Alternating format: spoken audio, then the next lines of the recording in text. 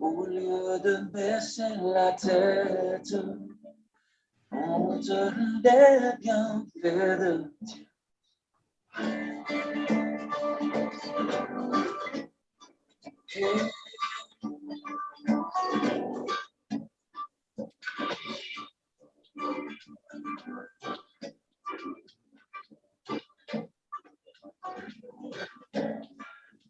Oh, sur la route glissante, tu chancelles sous ta croix. Pense à cette main puissante qui t'a béni tant de fois. Compte les bienfaits de Dieu et les touches devant tes yeux. Tu verras en adorant combien le monde est grand.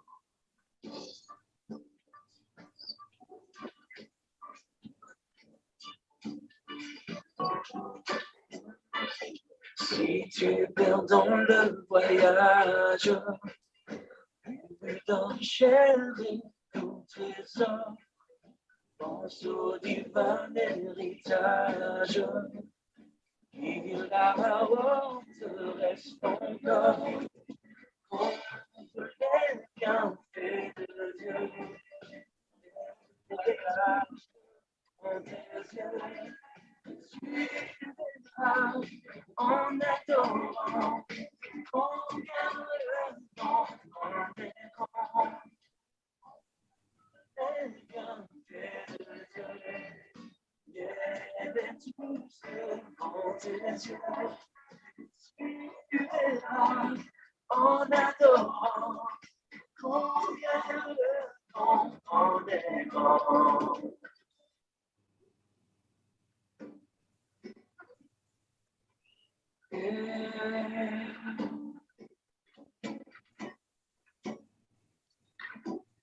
Contre les bienfaits,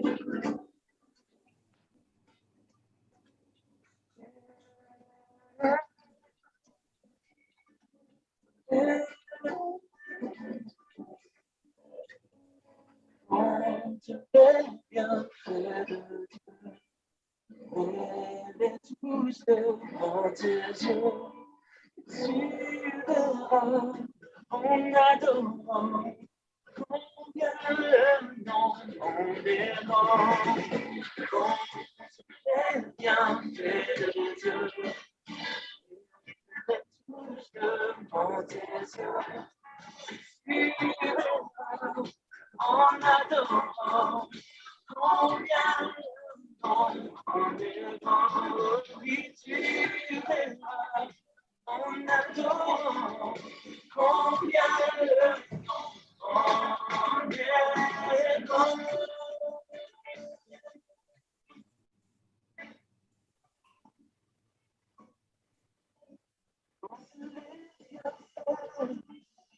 Contre les bienfaits de Dieu.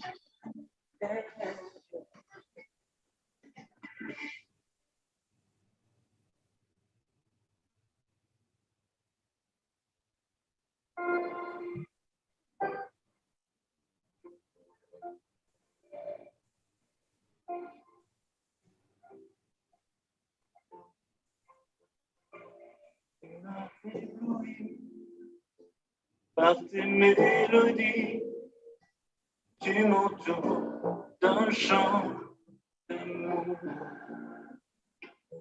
chant de délivrance devant mes ennemis. De mes craintes s'enfuient. Je ne suis plus esclave de la peur. Je suis enfant de Dieu. Je ne suis plus esclave de la peur.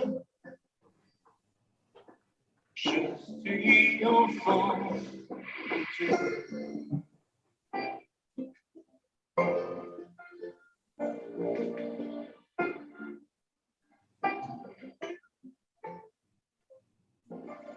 Avant ma ma naissance, tu m'avais choisi. Fallait pas. Tu m'as adopté, je suis de ta famille. Sans pourtant je ne suis plus esclave de la peur. Je suis enfant. Je ne suis plus esclave de la peur. Je suis enfant de Dieu. Je ne suis plus esclave de la peur. Je suis enfant de Dieu. Je ne suis plus esclave de la peur. Je suis enfant de Dieu.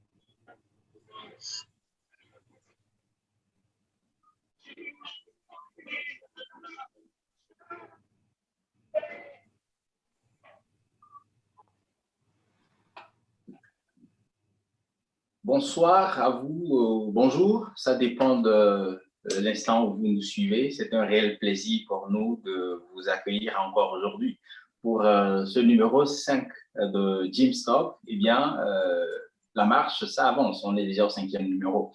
Si vous avez des écouteurs, vous pouvez les mettre, mais si vous n'en avez pas, ne vous inquiétez pas. On ne va pas parler de façon silencieuse, non.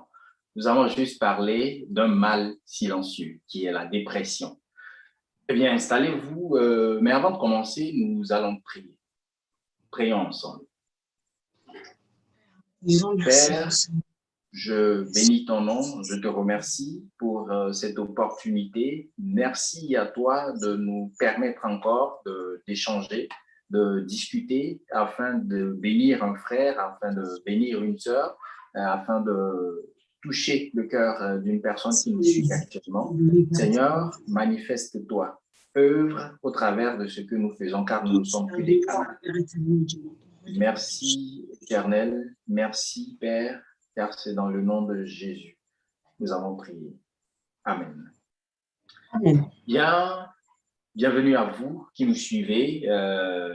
N'hésitez pas à partager déjà le lien avec les proches, avec les amis, pour qu'ensemble, nous puissions vraiment partager, nous puissions passer des moments de bénédiction autour de cette thématique-là, autour de ce thème qui est la dépression.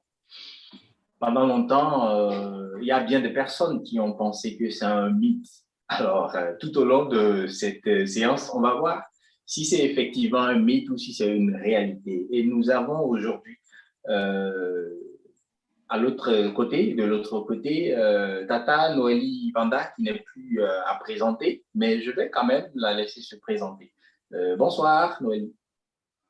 Bonsoir, bonsoir tout le monde, bonsoir toute l'équipe. Comment allez-vous? Merci pour l'invitation. Je suis contente d'être là. Donc, voilà, moi c'est Noélie. Bon, l'équipe me connaît, mais pas forcément les auditeurs qui sont en ligne. Donc, moi c'est Noélie Panda. Je suis conseillère en relations d'aide. Je vais expliquer ça plus tard. Je suis auteure et je suis conférencière aussi. Je parle au fait de tout ce qui a trait au fait à la vie intérieure de l'homme. Alors, bon, on est là ce soir pour parler de la dépression. Donc, soyez les bienvenus. Installez-vous confortablement parce qu'on va parler de très bonnes choses ce soir. Alors, c'est important de s'asseoir confortablement, hein, je le répète, parce que nous allons discuter d'un sujet que je trouve assez important, très important. Alors, installez-vous confortablement, il faut encore. Alors, on va y aller sans transition. Je sais que beaucoup pensent que la dépression, comme beaucoup d'autres maladies, c'est la maladie des Blancs. Alors, dites-nous, Noélie, qu'est-ce que la dépression et de façon pratique, comment est-ce qu'elle se manifeste? La dépression, en fait, les spécialistes le définissent comme un trouble de l'humeur. C'est ça. Et comment ça se manifeste, au fait, avec, ça se voit, en fait, la personne est plongée dans une grande tristesse, le désespoir, le manque au fait de désir de faire quoi que ce soit, de se projeter dans l'avenir, faire les choses au quotidien, manque de motivation, un ralentissement en fait, psychique qui fait que la personne a du mal à réfléchir en fait. Et par moments, plus loin, ça peut ramener à aller très, très, très loin. C'est une personne qui va, voilà, qui va vraiment broyer le noir. Et si à un moment donné, on ne fait pas quelque chose, c'est là où vraiment les pensées suicidaires, les choses comme ça peuvent rentrer en ligne de compte, en fait. Mais à la base, ça commence vraiment par une profonde tristesse, voilà, ce coup de barre, ce truc qui est là, au fait, qui te casse, au fait. Ça commence par là. Mais ça s'empire avec le temps après, au fait. Alors, ça n'a rien à voir avec la paresse, rassurez-vous. Non, ça n'a rien à voir avec la paresse. Non, non, non, non, non. Parce que vous savez, quand on a la paresse, bon, c'est quelque chose qui peut durer un jour, 2 jours. Oui. 1 an et demi. Excusez-moi, hein, je suis maman. Donc, ça, c'est les aléas du direct. J'ai ma petite dernière, au fait, qui vient me parler. Donc, désolée. Donc, je disais, en fait, ça n'a rien à voir avec la paresse. Vous savez, quand il y a de ces états qui vous arrivent, parce que quoi? On a la dépression et puis on a la déprime. La déprime, c'est le truc où tu passes quelques jours, peut-être 3, 4, 5 jours où tu n'es pas bien. Tu es triste, tu es fatigué, voilà, tu ne te sens pas bien, tu es démotivé, voilà. Mais quand on entend parler de la dépression, on parle au fait de cet état de déprime qui va durer, en fait, allez, quoi, sur des semaines.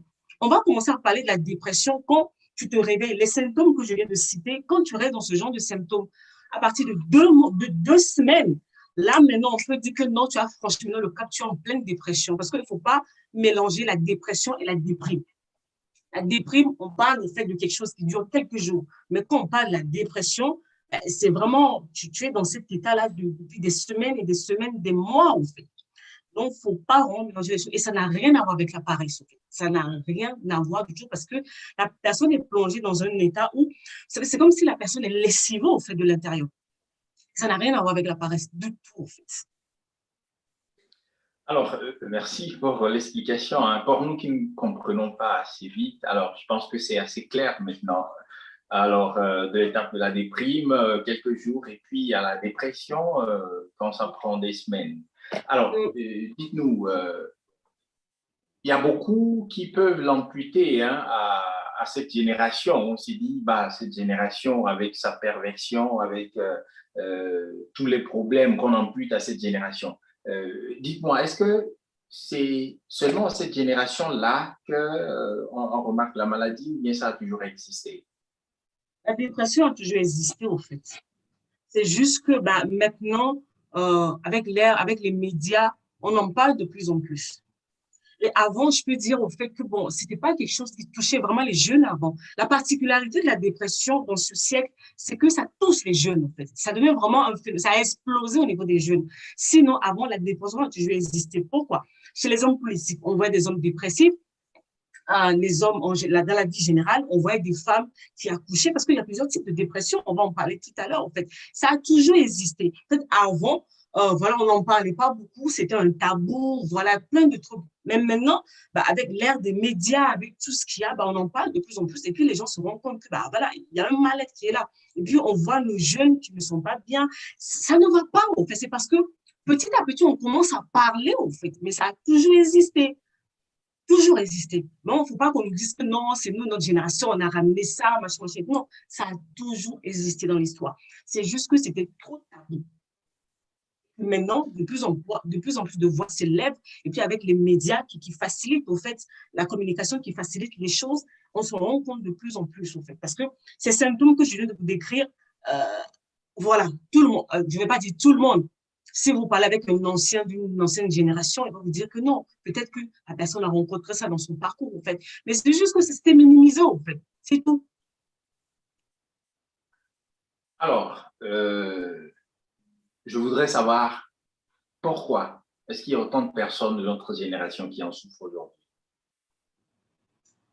Je peux dire qu'il y a beaucoup de facteurs. Déjà, la vie devient de plus en plus difficile. Vous convenez avec moi que l'époque dans laquelle nos parents, nos grands-parents ont vécu, c'est plus la même chose que nous aujourd'hui. Les défis que nous avons aujourd'hui, ça n'a plus rien à voir avec les défis d'avant. C'est autre chose. Et puis, comme je dis, à l'ère en fait, des médias, les médias ne nous aident pas. Il y a une pression, mais pas possible en fait, dans cette génération. Et je pense que c'est vraiment en fait, le défi en fait, des jeunes. Il y a une pression sur les jeunes. Tous les jours, ils sont bombardés par les médias. On leur dit des trucs. Il faut être comme ci, il faut être comme ça, il faut être comme ça, il faut être comme ça, il faut être comme ça. Et à un moment donné, on fait les jeunes, ils voient que c'est comme si, bon, il y a quelque chose qui ne va pas, je ne suis pas à la norme, je ne suis pas assez bien. Il y a la comparaison, il y a plein de choses. Ce qui fait que, vous savez, ne serait-ce que sur les réseaux sociaux, les réseaux sociaux font déprimer les gens parce que quand tu regardes, en fait, les gens sur les réseaux sociaux, surtout, en fait, surtout sur Instagram, tu as l'impression en fait, que tu as raté ta vie, tu as l'impression que tu es en retard sur ta vie, tu as l'impression que tu n'as rien fait au fait de ta vie, alors que ce n'est pas vrai, c'est juste des illusions.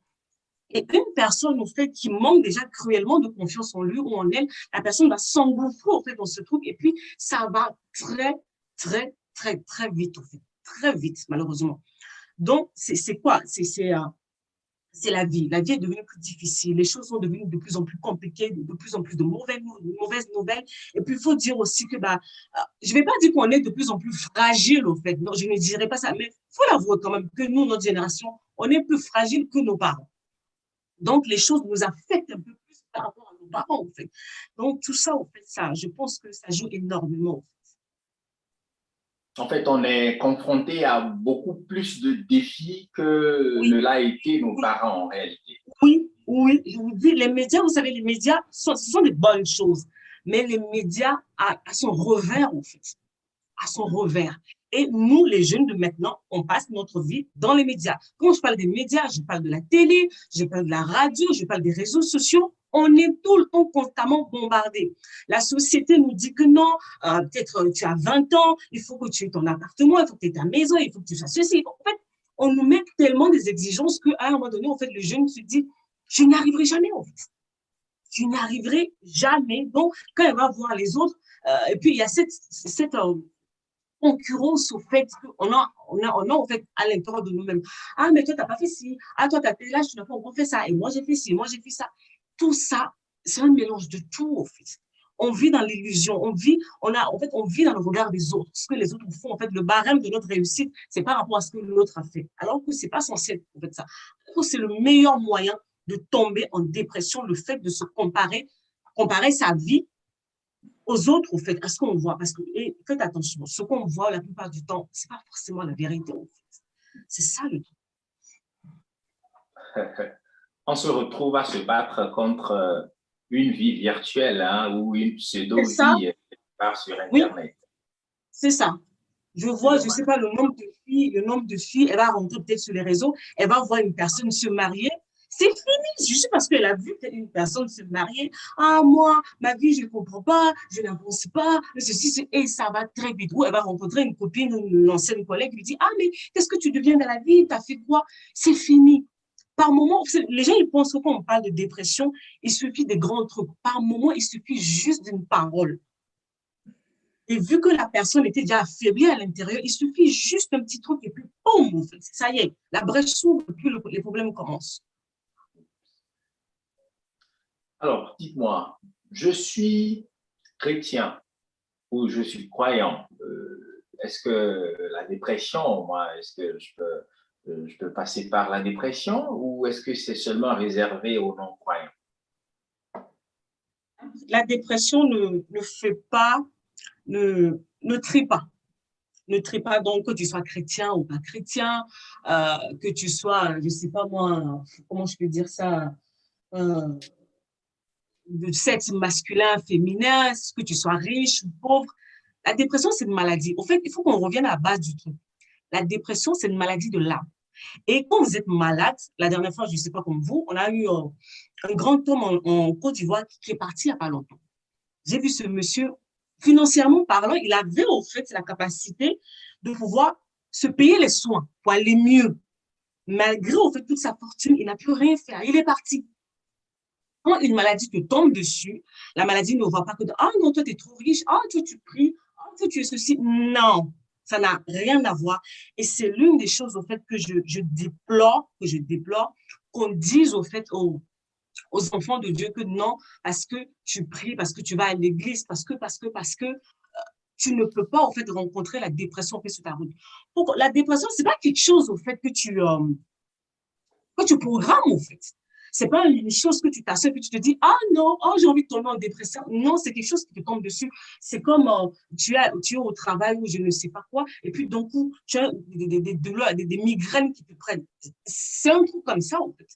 Donc, ça ne se prévoit pas. Ça n'a rien à voir que le fait que tu sois chrétien ou pas chrétien ou quoi. Ça n'a rien à voir. C'est une maladie qui se traite, qui se soigne, en fait. Alors, c'est une maladie qui se traite et qui se soigne. On reviendra à ça.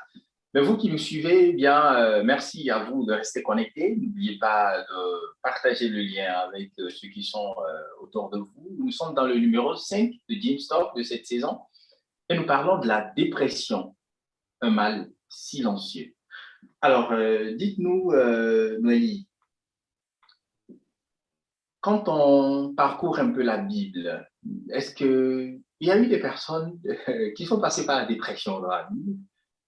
Quand j'ai vu cette question, je me suis dit, waouh, je vais aller fouiller la Bible.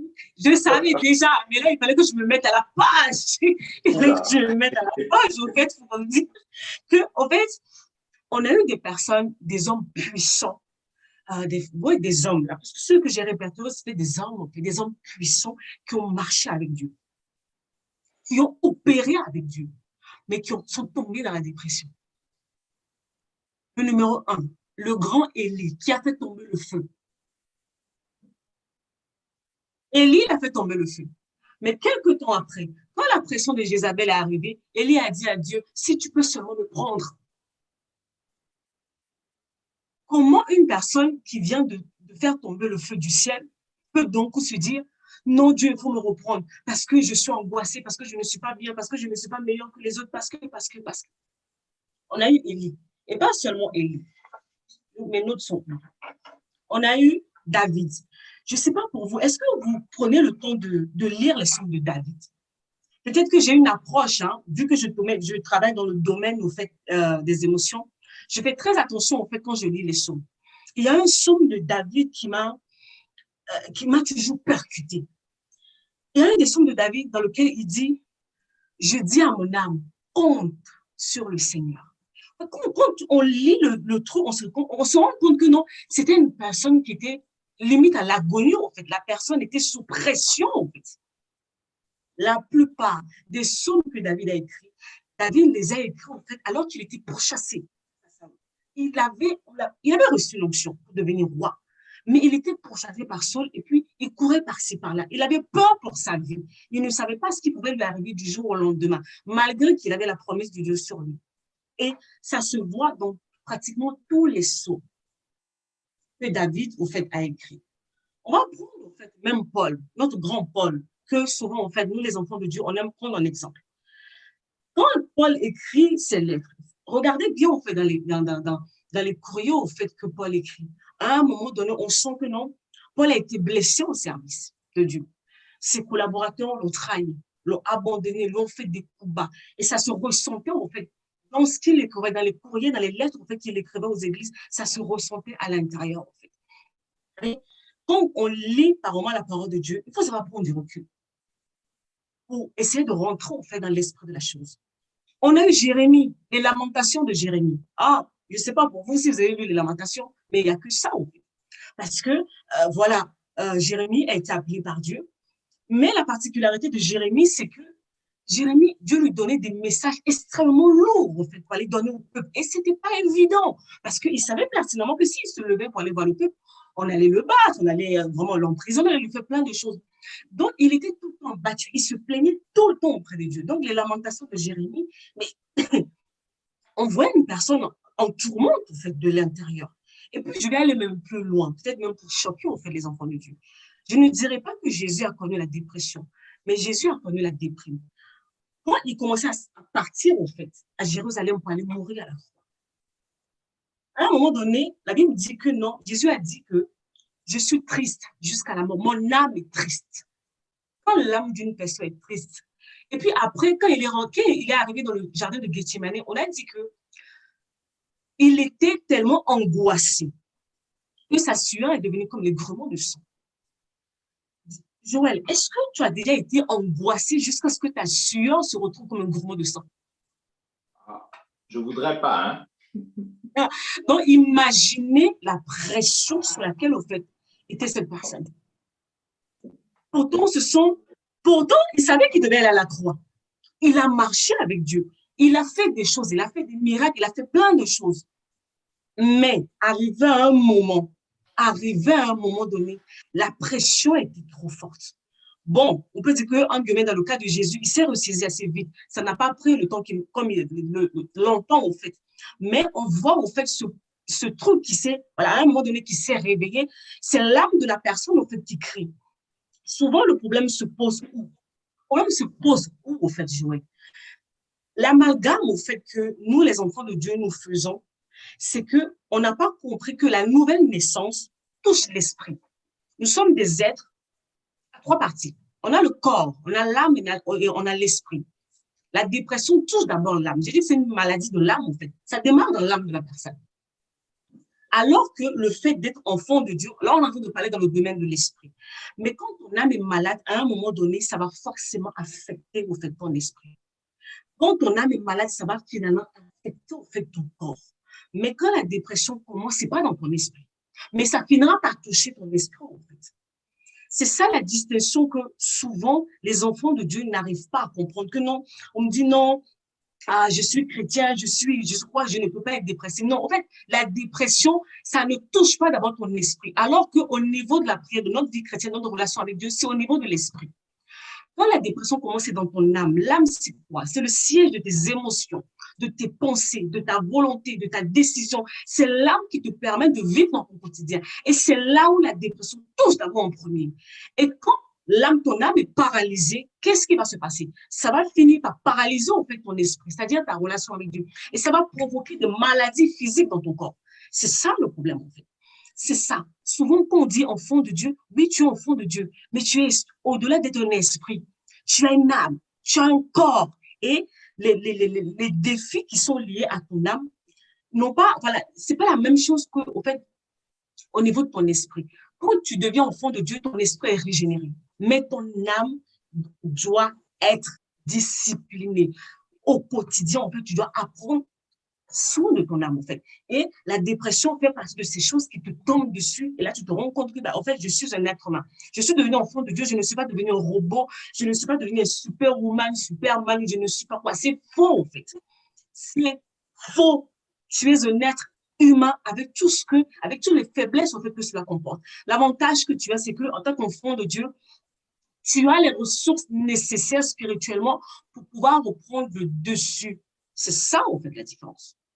J'ai toujours dit au fait, aux personnes, vous pensez au fait que le jour où vous devenez enfant de Dieu, voilà, tous vos défis finissent dans la vie? Non. Vous allez rencontrer des défis. On voit des serviteurs sombrer en dépression. On entend des serviteurs. C'était l'année dernière, on a vu un serviteur de Dieu aux États-Unis qui porte au fait le genre de message que je porte, de la guérison, des choses comme ça. On l'a vu se suicider. Les gens étaient choqués. Je dis, mais comment il a pu faire ça? Comment un serviteur de Dieu qui en est arrivé là, on va lui dire que non, il n'est pas assez chrétien, il ne prie pas assez, il n'est pas assez affamé. C'est pas un serviteur de Dieu. Et c'est pas arrivé une fois, c'est pas arrivé deux fois. Ça arrive souvent, en fait. Donc, où est le problème? Le problème, c'est que c'est la perception qu'on a de notre vie chrétienne. On se croit comme des super-héros. Tu n'es pas un super-héros, tu es d'abord un être humain, mais Dieu vient te donner la capacité pour pouvoir affronter un certain nombre de choses au quotidien. De la nécessité d'être des chrétiens équilibrés au niveau de Très l'esprit, au niveau équilibré. du corps et au niveau de On l'âme. est très déséquilibré, en fait. Malheureusement, on est en fait, nous, devenus enfants de Dieu, on est resté dans l'esprit. On est resté bloqué dans l'esprit. Alors que c'est pas avec ton esprit que tu vis au quotidien, en fait. Ton esprit, c'est important. Parce que la parole de Dieu dit ceci. En réalité, dans l'homme, c'est l'esprit. Mais il n'y a pas que ça. Dieu, le même Dieu qui t'a donné l'esprit, il t'a donné un corps, il t'a donné une âme. Et tu dois, à un moment donné, tu dois apprendre comment ces deux parties de ta personne fonctionnent, en fait. Sinon, tu seras toujours déséquilibré et tu ne vas pas comprendre ce qui t'arrive. Dieu ne crée jamais rien au hasard. Quand il crée toute chose, c'est pour un but. Cherchez le but des choses. Ça va vous éviter beaucoup de douleurs, beaucoup de frustration pour rien, en fait. Souvent, je constate que quand vous allez à l'église, quand on vous prêche, on vous parle souvent en fait de votre esprit. Mais vous n'êtes pas que esprit. Vous avez un corps. Souvent, la dernière fois, je suis passée à Lomé, j'ai vu l'équipe de gyms qui sont partis au sport. C'est une très bonne chose. Ils prennent soin en fait de leur physique, de leur corps physique, parce que c'est important. Mais combien on fait s'asseoir qui s'occupent de leur âme? Ton âme fait partie de toi, en fait. Ton âme, dans l'intérieur de ton âme, tu as tes pensées, tu as tes émotions, les décisions, la volonté, toutes ces choses qui t'aident à vivre au quotidien. Il est en quel état, en fait? Tu t'es déjà posé la question, ah, j'ai une âme, mais mon âme est dans quel état? Tu t'es déjà posé la question, souvent, en fait, on ne le fait pas. Et c'est là où se trouve le vrai défi, en fait.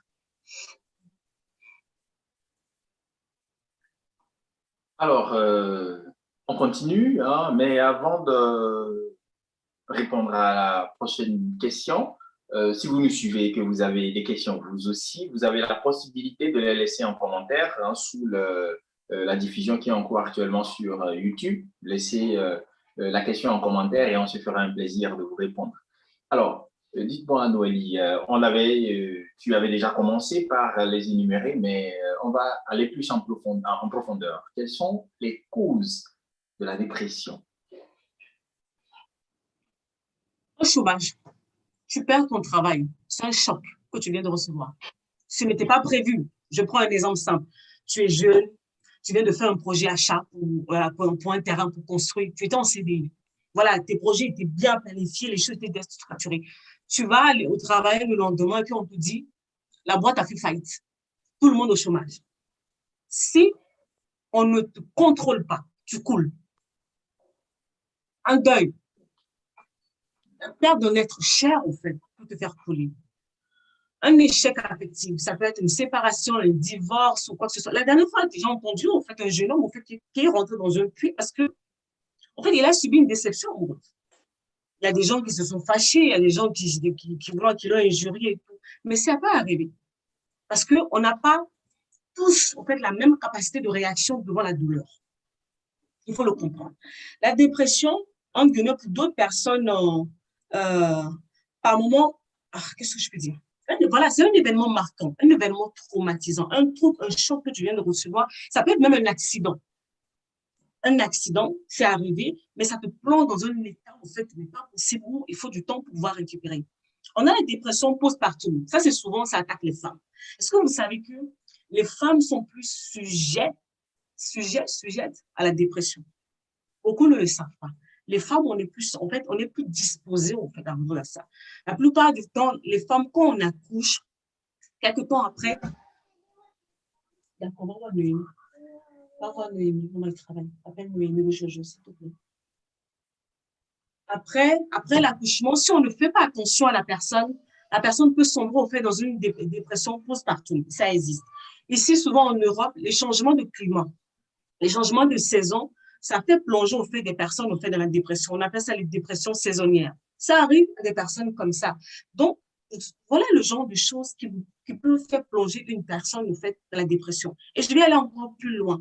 Est-ce que vous savez qu'il y a des tempéraments humains? Parce que nous tous, on est venus au monde au fait avec des tempéraments assez voilà, assez différents. On a les colériques, le sanguin, le flegmatique et le mélancolique. Les mélancoliques, les personnes qui ont comment ça s'appelle, le tempérament flegmatique, mélancolique, ils sont plus disposés, en fait, à tomber dans la dépression. Ça devient quelque chose de cyclique pour eux, carrément, en fait. Et puis, il faut savoir que, par moment, ça peut être quelque chose d'héréditaire. Donc, quand tes parents sont déjà passés par là, il y a de fortes probabilités au fait que l'enfant reçoit ce genre d'héritage et ça va se répercuter dans la vie de l'enfant. Il y a tellement de choses. Donc, en fait, on ne peut pas venir et puis dire aux gens, en fait, que non, oh, toi c'est comme ça, toi c'est comme ça. Il y a beaucoup de paramètres à prendre en compte. Il y a une personne qui me dit, les femmes sont plus sujettes à la dépression. Oui, les études ont montré en fait pourquoi les femmes. Parce que les femmes, elles sont à la base des êtres très émotives. Donc, ce qui fait que, voilà, elles sont plus sujettes en fait. Ça les touche plus par rapport aux hommes. Souvent, et puis je vais dire quoi, les hommes souvent, parce que les hommes aussi le cachent. On leur dit non, il ne faut pas pleurer, tu es un homme, il ne faut pas faire ceci, il ne faut pas faire cela. Ils ont tendance à le cacher. Mais nous, les femmes, on ne sait pas faire semblant. Le truc, c'est ça, en fait. Les femmes ne savent pas se faire semblant. Ça va sortir de toute façon. Donc, il y a ça aussi qui rentre un peu en ligne de compte.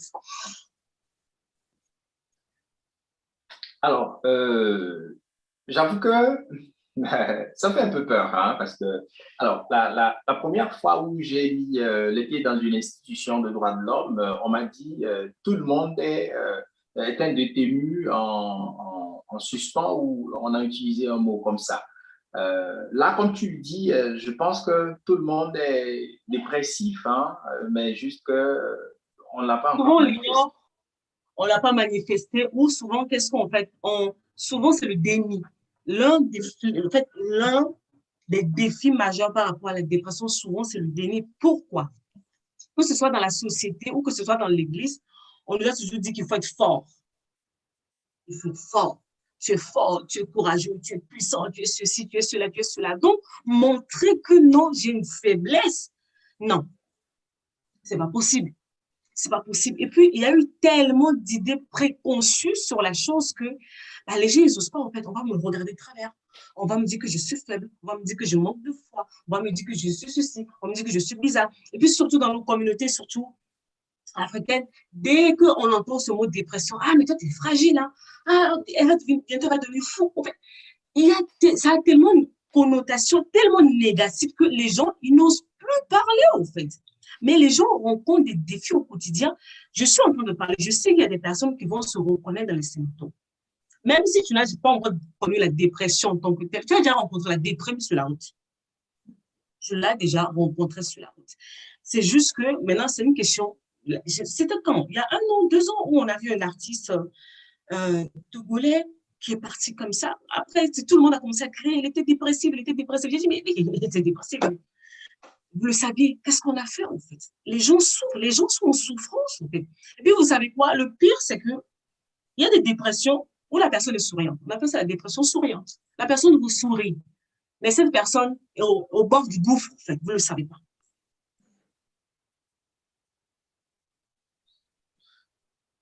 Alors, avec tous ces signaux, hein, ou du moins avec tout ce manque d'informations, hein, déjà, plein de personnes qui sont dans le déni, qui pensent que la dépression, c'est une maladie des Blancs. Je pense que pour vous qui avez suivi ou qui suivez actuellement notre live, je pense que les mentalités sont en train de changer. Vous comprenez mieux, comme je comprends mieux moi aussi. Alors, dites-moi, avec tout ce manque d'informations, comment est-ce qu'on peut vraiment savoir d'abord qu'on est dépressif, et si on ne l'est pas, et si c'est un ami qui l'est, comment est-ce qu'on peut savoir, surtout avec les t'inquiète, je gère, voilà, un homme, ça ne pleure pas. Mais justement, quand la personne te dit t'inquiète, je gère 1 fois, 2 fois, c'est déjà un signal d'alarme. Ah. Rien que ça va te mettre la puce à l'oreille que non, il y a quelque chose qui ne va pas. Parce que ton ami ou tu le connais, tu sais comment la personne est au quotidien. Et quand l'une des premières choses qui change quand la dépression commence à pointer le bout de son nez, c'est le comportement de la personne change. Mais le souci, c'est que dans cette génération, on ne fait plus confiance, on ne fait plus attention aux personnes autour de nous, en fait. On est tellement centré sur nous-mêmes qu'on ne remarque même pas un changement de comportement. Par moment, on est sur les réseaux sociaux, il y a une personne qui disparaît du jour au lendemain. Il faut dire la vérité que par moment, en fait, on ne va pas chercher la personne. On ne le cherche pas, en fait. Parce que la dépression, ça peut commencer comment? Soit la personne s'isole complètement ou la personne devient trop active. Est-ce que vous savez que par moment, trop de directs que vous voyez sur les réseaux sociaux, ce sont les gens qui sont en dépression? Par moment, la personne ne s'isole pas. La personne fait trop de bruit. Quand la personne fait trop de bruit, la personne, en fait, vous dit à l'aide, je ne suis pas bien. Observez. En fait, il faut prendre le temps d'observer le comportement. Quand le comportement d'une personne devient inhabituel, ça doit déjà vous alerter au fait que non, il y a quelque chose qui ne va pas. Il faut garder un œil sur la personne. Ça, c'est pour les personnes qui sont autour de nous. La personne s'isole, la personne ne parle plus beaucoup, la personne peut-être ne mange plus beaucoup, voilà, ou même dans les paroles de la personne. La personne va dire un truc, et puis tout de suite, la personne va se rétracter. Ah, non, je rigole. En fait, il ne rigole pas. Ce qu'il vient de dire, c'est vraiment ça. Ou la personne vous dit, oh, j'ai plus envie de vivre. Juste une petite phrase comme ça va passer. Et puis la personne me dit, oh non, tu sais, je rigole, c'est juste pour blaguer. Non, la personne ne blague pas. C'est des signaux, au fait, que la personne émet pour vous dire que non, il y a quelque chose qui ne va pas. Je suis en souffrance. Mais est-ce qu'on arrive à détecter?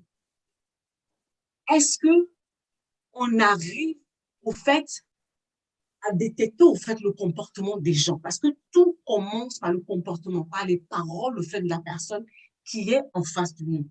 Maintenant, pour soi-même, comment savoir que non, je suis en train de prendre, en guillemets, la pente descente?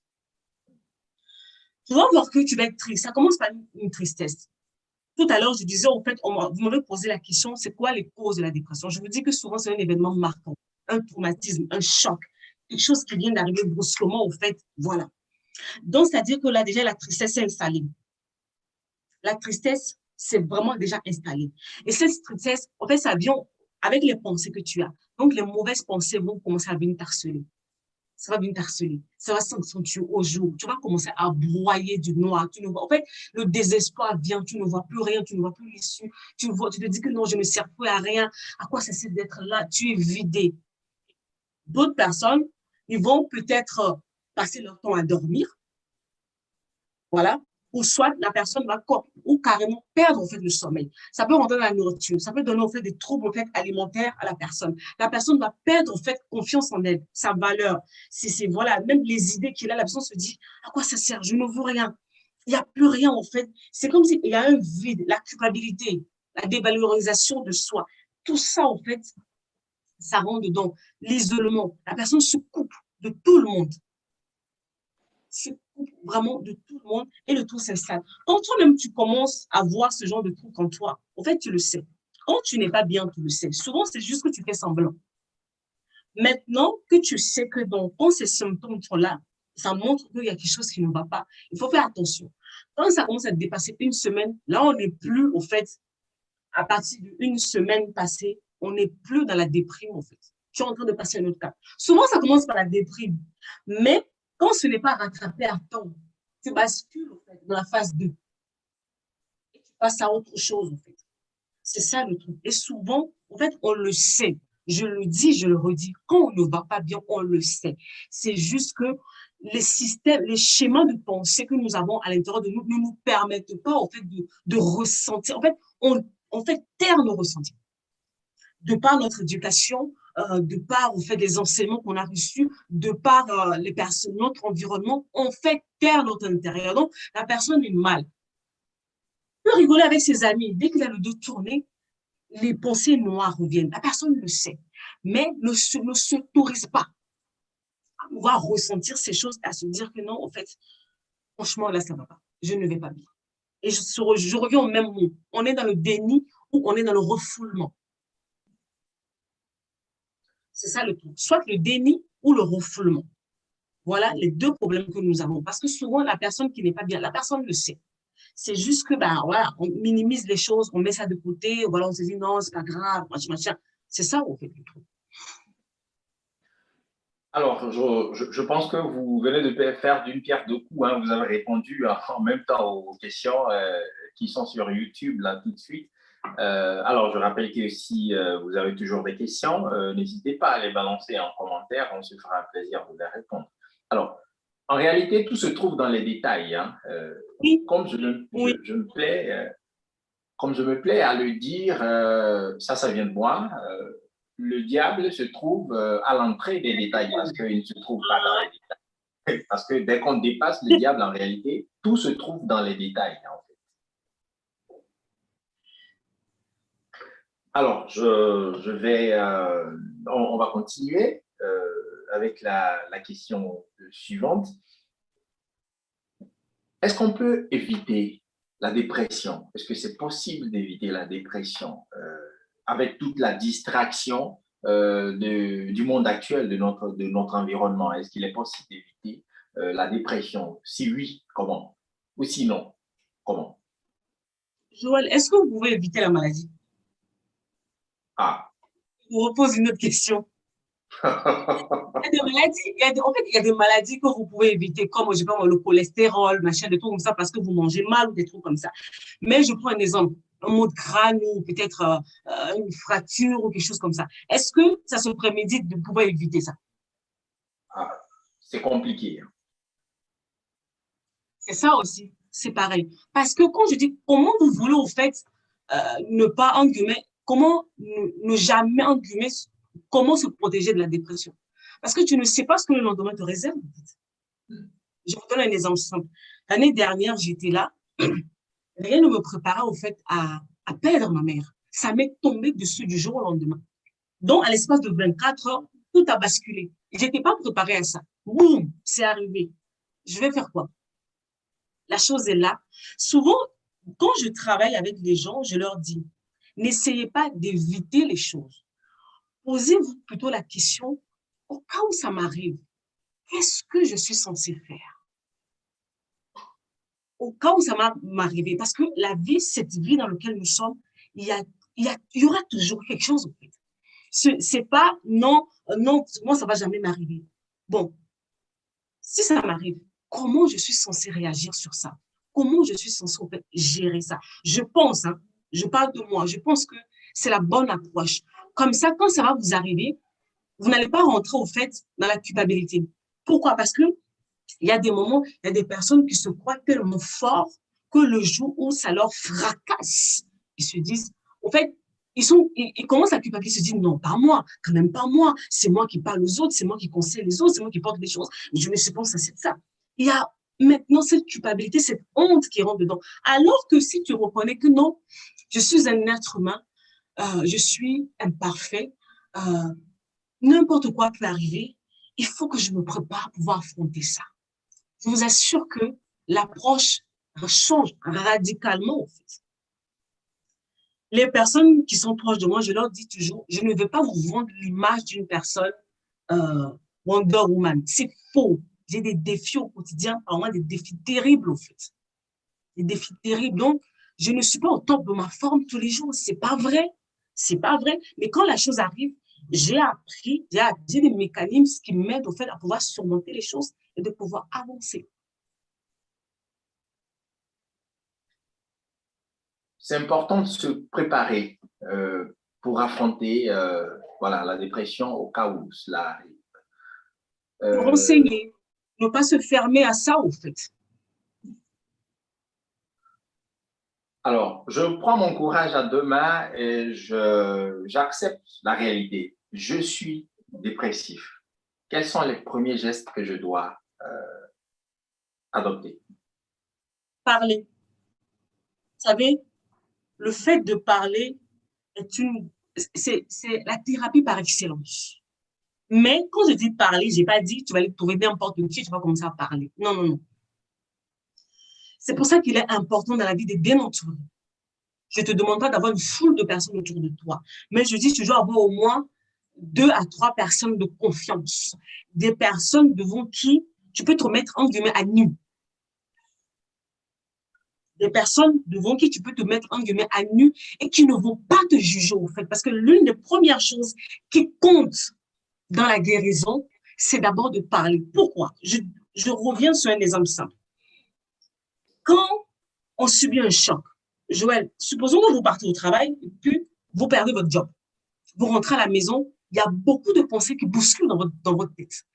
Et ces pensées, en fait, vont commencer à générer des émotions négatives en vous. Donc, à l'intérieur de vous, en fait, c'est le volcan.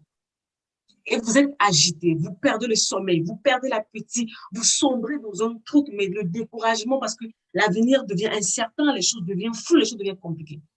L'une des premières choses qu'il faut faire, c'est commencer à mettre les mots sur ce que tu ressens. Et ça, c'est l'une des choses qui est difficile, en fait.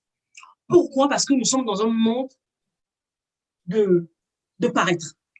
Je dois être fort, je dois être ceci, je dois être cela, je dois être ceci, et je dois être cela. Pourquoi je veux montrer, en fait, ma vulnérabilité, en fait? Et on se tait sur les choses. C'est ça. Il y a des niveaux où vous ne pouvez plus y arriver seul. Il y a des niveaux où seul, vous ne pouvez plus y arriver. Il faut l'aide, une aide extérieure. Parler avec une personne. Une écoute active. Par moment, quand vous parlez, c'est pas que les gens vont vous donner la solution. C'est juste, au fait, pour vous, pour extérioriser, sortir ces choses que vous avez à l'intérieur de vous, les sortir. Et quand tu vas les sortir, la personne qui est en face de toi, qui est censée avoir une bonne écoute, doit avoir les bonnes paroles. C'est pas, va te dire, non, toi, franchement, tu exagères, c'est toujours toi, machin. Non. Des paroles pour t'apaiser. C'est pas des paroles qui vont régler ta situation, mais juste le fait, au fait qu'on te dit, on te comprend. Oui, c'est difficile ce que tu vis. Beaucoup de courage. Sache que on est avec toi. Ça va passer. Ça passera. Ça, c'est le travail, au fait, des personnes à l'extérieur de toi. Au-delà de ça, ils peuvent aller encore plus loin. Pour te faire, il faut qu'ils arrivent à te faire changer les idées ou toi-même te faire violence à te changer les idées. Peut-être sortir, aller faire du sport, marcher, aller au cinéma, aller à la bibliothèque, faire autre chose, au fait, qui va te changer, au fait, les pensées, en fait. C'est ça, parce que la dépression, le point de départ, c'est les pensées. Donc, quand on arrive à toucher les pensées, ça y est, il y a quelque chose d'autre, un autre mécanisme, en fait, qui se met en place. Et maintenant, je vais aller encore plus loin en tant qu'enfant de Dieu. Pour d'autres personnes, quand l'étape, c'est parti trop loin, il faut aller voir un médecin. Les psychiatres sont là, n'ayez pas peur. Quand tout ce qui commence par si vous commencez à paniquer, ne paniquez pas. Les psychologues sont là, les psychothérapeutes, en fait, sont là, voilà. Non, les psychiatres, les psychologues, les psychothérapeutes et comment s'appelle, les gens de la relation d'aide sont là. Ils sont divisés en deux catégories. Le psychiatre et le psychologue ont la capacité de te prescrire des médicaments qui vont, en fait, te détendre pour pouvoir mieux dormir, en fait, pour récupérer ta forme physique. Mais attention, ce genre de médicaments, à un moment donné, si vous ne faites pas attention, ça peut vous tomber dans une dépendance parce que ce sont des drogues dures, en fait, qui forment sous forme de médicaments. Ça peut vous basculer dans une dépendance.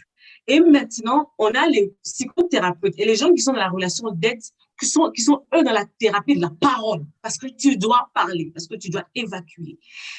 Et les personnes qui sont autour de toi, s'ils sont maintenant des chrétiens, ils vont commencer à prier pour toi. Je dis, eux vont prier pour toi. Quand une personne est en dépression autour de vous, jamais, je répète, au grand jamais, ne dites pas à cette personne, va prier. Parce que si cette personne avait la capacité de prier, il n'allait pas venir te voir pour te dire qu'il a des problèmes. Une personne qui est cassée de l'intérieur n'a pas cette force physique-là. Donc, votre responsabilité en tant qu'ami, en tant que collègue, en tant que tout ce que vous voulez, conjoint ou quoi, c'est votre responsabilité de vous mettre maintenant à la brèche pour cette personne.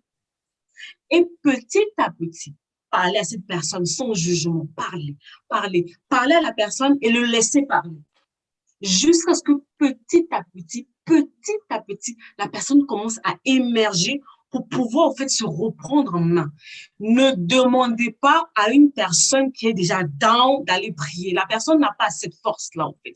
Et ça culpabilise encore la personne parce que souvent, les chrétiens disent aux gens, « Ah, mais il faut prier. » Oui, non, mais je sais que je dois prier, mais je ne suis pas en état de prier. Et les autres qui sont autour de nous, en fait, doivent nous porter à un moment donné de notre vie.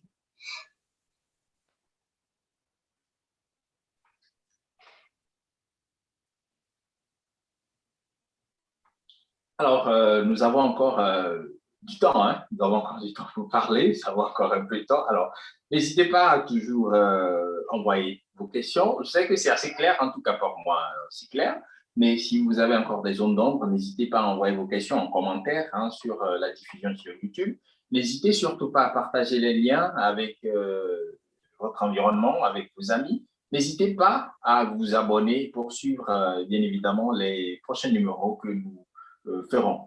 Je voudrais, voilà, maintenant lire une question hein, de YouTube. Oui. Est-ce qu'on peut sortir de la dépression tout seul? Voilà, est-ce qu'on peut s'en sortir tout seul sans l'aide d'un coach ou d'un psychiatre, d'un psychologue ou d'un psychothérapeute? Il faut avoir un bon entourage. À un moment, on n'a pas forcément besoin de professionnels. Le professionnel peut agir quand la situation est vraiment, ou soit quand notre entourage n'est pas bien, n'est pas en mesure de nous aider. On est bien entouré. Quand on est bien entouré, on peut s'en sortir. Vous savez, on finit, et je vais vous donner un témoignage personnel tout à l'heure. Soyez bien entourés dans la vie. Les professionnels, par moment, ils rentrent en ligne de compte parce que l'entourage soit a failli ou l'entourage n'arrive pas en fait à aider la personne. Ou soit le cas de la personne est tellement extrême que non, il faut en fait vraiment, comment ça s'appelle, une intervention extérieure, une intervention professionnelle. Mais quand on est au début de la dépression, tout comme ça, les personnes autour de nous peuvent nous récupérer encore. C'est possible. À condition que ce soit des bonnes personnes. Soyez bien entourés. Alors, oui. Pour vous qui êtes intéressés, qui nous suivez, vous pouvez, à la fin de ce live, remonter un peu la file. Nous avons parlé de la solidarité. Je pense que vous avez plein de ressources là et que vous pouvez toujours exploiter. Hein. C'est important d'être bien entouré. Alors, une autre question de YouTube. Comment faire si on nous dit que si on a le Saint-Esprit en nous, on ne peut pas être dépressif? Dans ce cas-là, comment parler? Je viens de le dire tout à l'heure. Je viens de le dire tout à l'heure. Les chrétiens sont trop déséquilibrés. Je vais voir la dame qui a... Nadège, on te dit que tu as le Saint-Esprit en toi, qu'on ne peut pas être dépressif. Je veux te dire ceci, comme je l'ai dit tout à l'heure.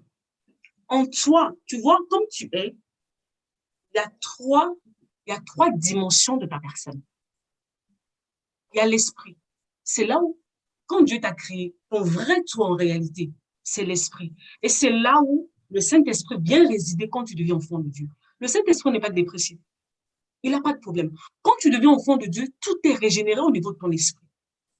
Mais vu que tu n'es pas seulement un esprit, tu as un corps physique.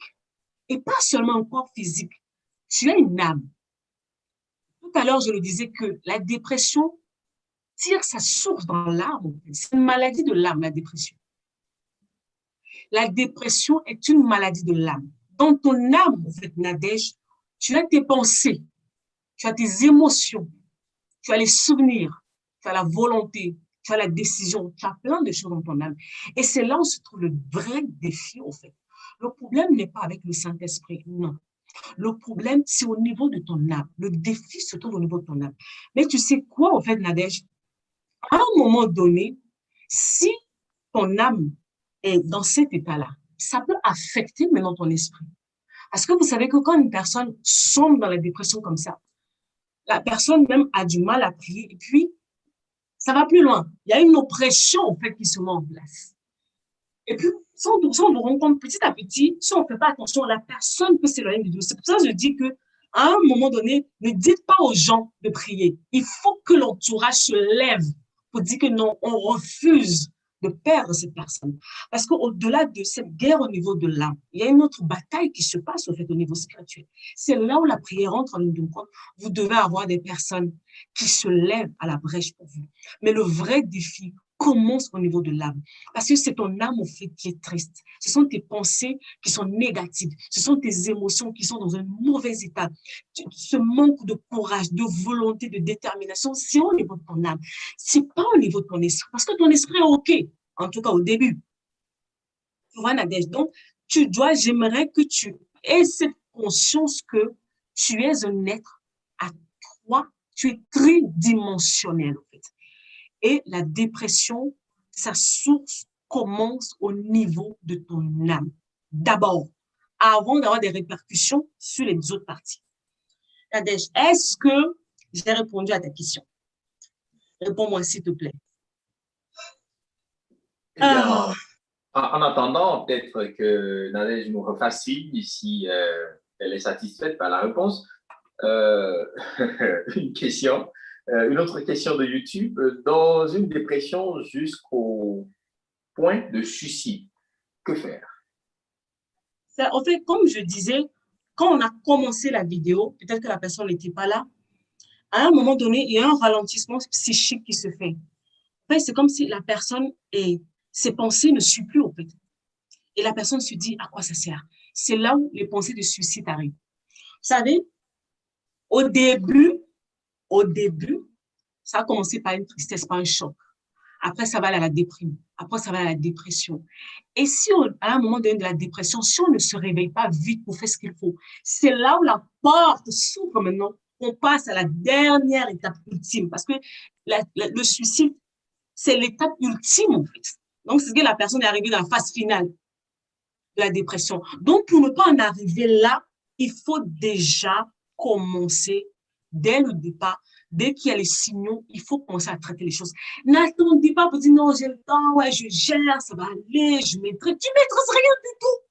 Tu maîtrises rien parce que vous savez quoi? Souvent, je vois les gens, non, c'est le diable. La dernière fois, j'ai fait une vidéo, je ne sais pas si vous l'avez suivi, où je suis en train de parler sur le suicide des enfants, des jeunes, de nos jeunes au Togo. Ça me fait mal au cœur. Souvent, on a des signaux. On a tout ce qui est là, mais on minimise, on néglige. On fait comme si non. Après, pire, on va venir me dire non, c'est le diable. Vous savez quoi? Moi, j'ai lu la Bible. La Bible me dit que pour que l'ennemi fasse un tour dans la vie d'une personne, il faut qu'il trouve une brèche. Où est cette brèche? Pourquoi tu en arrives au point où tu entends des voix qui te disent que non, tu dois te supprimer? C'est parce que quelque part, en fait, on a l'excès un assez. C'est pour ça que je dis aux gens, réglez vos problèmes à temps. Ne les laissez pas s'empirer. Ne me dites pas que le temps règle toutes choses. Je ne sais même pas qui a inventé ce truc pour dire que non, le temps règle. Le temps ne règle rien du tout. Le temps accentue, empire les choses. En fait. Donc, quand vous avez un problème, commencez déjà à régler ça. Ne dites pas non, ça va aller. Non, arrêtez ça, en fait. Comme dit, ne tentez pas le diable. Ne lui donnez pas l'accès. Vous donnez le bâton pour vous faire frapper. Après, quand le pire arrive, après, on va dire non, c'est le diable. Non, tu lui as donné l'accès, eh bien, il fait son job, en fait. Tu lui donnes l'accès, il fait son job. En fait, on est dans un monde où chacun fait son job. Donc, si toi, ta responsabilité, c'est de veiller sur ta vie. Si tu ne veilles pas sur ta vie, après, quand une personne se lève pour venir faire le désordre dans ta vie, il ne faut pas l'accuser parce que c'est toi qui lui as donné l'accès en réalité. Là, je suis dure. Mais je suis obligée de te choquer, je suis obligée de te réveiller. Pourquoi? Parce que, en fait, nous, notre génération, on est arrivé à un niveau où c'est comme si on a abandonné, en fait, la responsabilité de notre vie. On attend les autres, le pasteur, les parents, les ceci, non, ça va aller, oh Dieu même, non, c'est ta vie, en fait. À un moment donné, il faut te prendre en main. Il faut demander de l'aide, il faut parler, il faut faire les trucs. Et puis, même si tu n'as pas, Dieu t'enverra toujours des personnes. Je répète, en tant qu'enfant de Dieu, et quand tu n'es pas bien, et que tu cries à Dieu, Dieu t'enverra une personne, même si c'est une personne qui n'est pas dans ton entourage. Il t'enverra une personne. Pourquoi? Parce que tu es tellement précieux aux yeux de Dieu. Et son désir, c'est ne pas te perdre. Parce que la Bible dit, je connais les projets que j'ai pour ta vie. Dieu n'a pas un plan de suicide pour ta vie. Dieu n'a pas un plan de dépression pour ta vie. Parce que la dépression, en réalité, en fait, touche ta destinée. C'est pas ce que Dieu a prévu pour toi. Ça peut arriver. Mais tu dois sortir de là. Mais pourquoi tu sors de là? Il faut que tu prennes conscience que tu as un problème. Il faut que tu acceptes d'affronter les choses, en fait. Noélie, ce sont les immatures qui dépriment. Hein. Qu'est-ce qu'on peut répondre à ça? Ah, donc on est immature, en fait. Donc on est immature. Non, en fait, je comprends. Parce que je vous ai dit, on a reçu beaucoup d'enseignements. Je l'assume ce que je dis. on a reçu des enseignements erronés. Par moments, ce n'est pas fait exprès. Parce que ce sont des domaines, en fait, que les gens ne maîtrisent pas. Joël, est-ce que tu sais que ce n'est pas tous les serviteurs de Dieu qui maîtrisent le domaine de l'âme? Ce n'est pas eux tous qui le maîtrisent. Ils ne connaissent pas les réalités, au fait, les choses qui peuvent sortir, au fait, de l'âme d'une personne. Par moment, on en parle, mais on en parle la surface. On parle en surface. Donc, vous allez me dire, au fait, que ce sont les immatures qui dépriment. Donc, je ne sais pas moi, ces hommes de Dieu qui dépriment, qui sont en dépression, qui arrivent au suicide, ces hommes politiques, ces grands hommes dans le monde qui sombrent en dépression, qui se font interner. Donc, on me dit, en fait, que ces personnes sont immatures. C'est ce qu'on veut me dire, en fait. Je trouve ça, c'est ça, en fait, qui culpabilise les personnes. Parce que quand on se met devant, on est en poste de responsabilité, on se met devant une foule et puis on dit aux personnes, ah non, tu es enfant de Dieu, tu ne peux pas te sentir triste, tu ne peux pas faire ceci. Au fait, en réalité, quel est le message que vous envoyez au cerveau de ces personnes? Vous dites à ces personnes, le jour où tu ressens ça, tu n'es plus digne d'être un enfant de Dieu. Tu n'es pas assez bien pour Dieu. Et je t'assure que tu vaux plus que ça pour Dieu. Le sacrifice de la croix dépasse ça. Dieu ne te juge pas ou Dieu ne te rejette pas parce que tu es triste. On veut réduire le sacrifice de la croix à une tristesse. Non. Et puis d'ailleurs, je vais aller plus loin. Je lis dans la Bible me dit, l'Esprit de Dieu est sur moi. Il m'a oint. Vous connaissez le verset, hein, Joël? Oui, bien sûr. Pour délivrer les captifs, pour réparer les cœurs brisés. Bon, donc c'est-à-dire, la Bible nous dit une chose qui n'existe pas, en fait. Pourquoi Dieu va venir dire à son peuple que je vais réparer les cœurs brisés, en fait? Pourquoi Dieu va dire à son peuple que je vais réparer les cœurs brisés? Et si ce n'était pas prévu dans le plan? Est-ce que Jésus était venu pour les personnes qui sont parfaites? Je veux savoir, est-ce que Jésus est venu pour les personnes qui sont parfaites ou Jésus est venu pour les personnes qui sont down, qui sont blessées, qui sont cassées, qui sont brisées pour la vie? Je veux qu'on me dise pourquoi Jésus est parti mourir à la croix, en fait. C'est pour les personnes qui sont parfaites, c'est pour les super-héros que Jésus est mort. Pourquoi on veut culpabiliser les gens, en fait? Je suis contre ça parce que je vois les cas de suicide qu'on a dans l'Église est en train de s'empirer et on ne se remet pas en question. Ce qu'on enseigne porte préjudice parce que quand vous dites quelque chose, le cerveau de la personne le ressent autrement. Vous ne pouvez pas dire à une personne qu'une personne qui est triste, qui est déprimée, en dépression, c'est une immature. Le jour où cette personne va ressentir une émotion négative, la personne va se dire « Ah non, je ne peux pas ressentir ça, Dieu va se passer contre moi. Je ne suis pas un enfant de Dieu assez bien. Je ne suis pas assez parfaite. Je ne suis pas assez ceci. » La Bible dit que Christ nous a affranchis. Je ne sais pas pourquoi on met encore le joug sur les enfants de Dieu. Les gens sont assez chargés. Et la Bible dit, venez à moi, vous qui êtes fatigués et chargés. Jésus n'a pas dit, venez à moi les personnes qui sont légères. Il a dit, venez à moi, vous qui êtes chargés et fatigués. Oh, c'est moi qui lis mal la Bible. Il faut me dire, est-ce que j'ai des serviteurs de Dieu en ligne? Dites-moi si je lis mal la Bible, en fait. J'ai vu dans le ministère de Jésus pendant 3 ans, Jésus a guéri les malades, il a réparé les cœurs, il a chassé les démons. Et il était venu pour des gens qui étaient brisés, en fait. Maintenant, pourquoi, en fait, on ne veut pas accepter que les gens peuvent briser, en fait? Je ne comprends pas. Je ne comprends pas. J'essaie de comprendre, je ne comprends pas, en fait. Ça met une culpabilité terrible, en fait, sur les gens.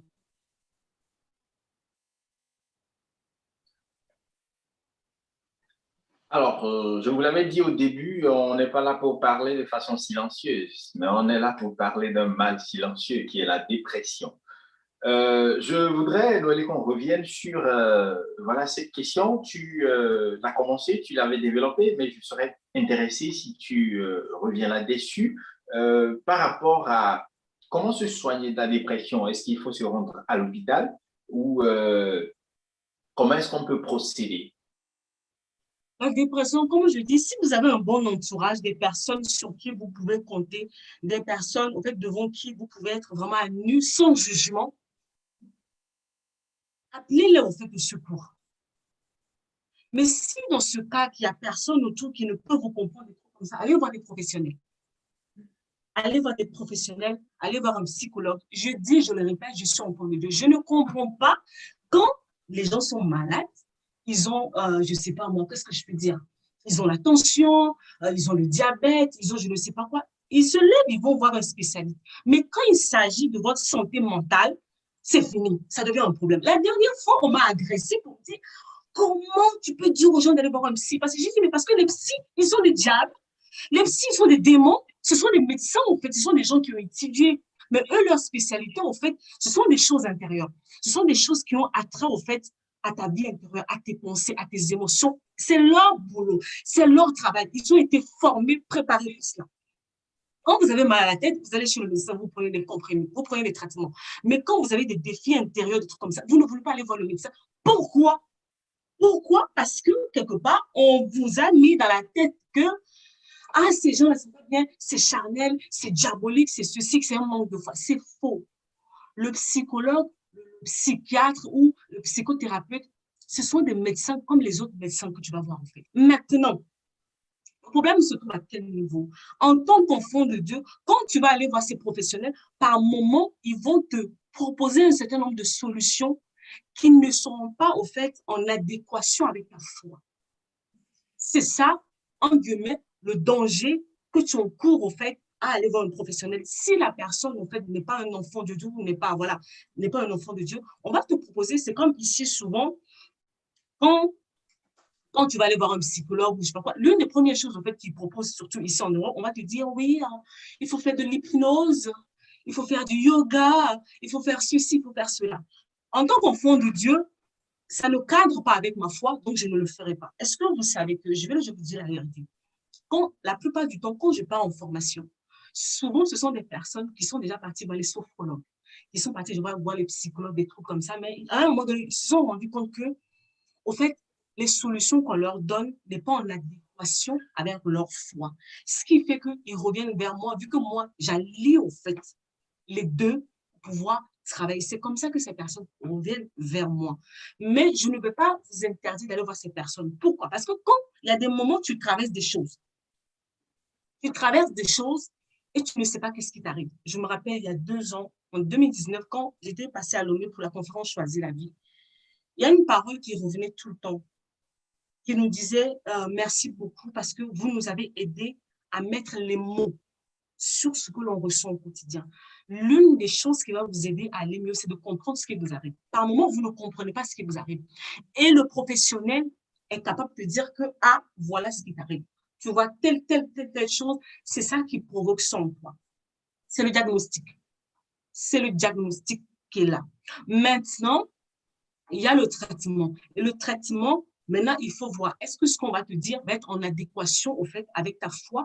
Il y aura un tri à faire. Mais je ne vais pas te dire qu'il ne faut pas aller voir un professionnel. Parce qu'il y a des personnes, par moment, quand on parle, au fait, de la dépression héréditaire, ce genre de personnes, en fait, il faut les soigner avec des médicaments. Il y a des médicaments qui sont là, en fait. Par moment, c'est génétique. C'est dans les gènes. Ça se transmet de génération en génération. Ce genre de personnes, il faut qu'ils prennent des médicaments. Donc, je ne peux pas dire à cette personne, il faut rester là. Non! Tu vas aller voir un médecin. On va te faire des prises de sang. On va savoir ce qui se passe exactement. Et puis, on va te donner des traitements en adéquation. Et puis, au-delà de ça, tu vas continuer la thérapie, au fait, par la parole, au fait. Soyons équilibrés dans ce que nous faisons. Nous ne sommes pas des extrêmes, en fait. Les extrêmes, c'est pas bien. Soyons équilibrés. Vous êtes malade, vous allez à l'hôpital. Quand vous avez des problèmes, en fait, au niveau de votre santé mentale, cherchez aussi les personnes qui sont compétentes dans ce domaine et allez-y. Alors, merci, hein, merci beaucoup. Je bénis le nom de l'Éternel pour tout le dépôt hein, dans votre vie, Noélie. Alors, nous allons pratiquement vers la fin. Je rappelle que c'est bien de partager le lien avec votre environnement, avec vos amis, partager le lien avec votre famille, avec toutes les personnes et abonnez-vous à la page pour suivre les prochains numéros qui vont venir. La dépression, ce mal silencieux-là qu'on a toujours traité de mythe, mais on se rend compte que c'est une réalité dans nos sociétés africaines, dans nos vies quotidiennement. Dites-moi, Noélie, la prière Quelle est la place que l'on peut donner à la prière? Ah, ça fait rire cette question. En fait, souvent, j'aime bien choquer. Il y avait une fois, je suis partie sur les réseaux sociaux et puis j'ai écrit un post. La prière ne fait pas tout. Oh mon Dieu! On m'est tombé dessus. On m'est tombé dessus ce jour-là. C'était compliqué. En fait, si la prière faisait tout, pourquoi quand vous êtes malade, vous allez à l'hôpital?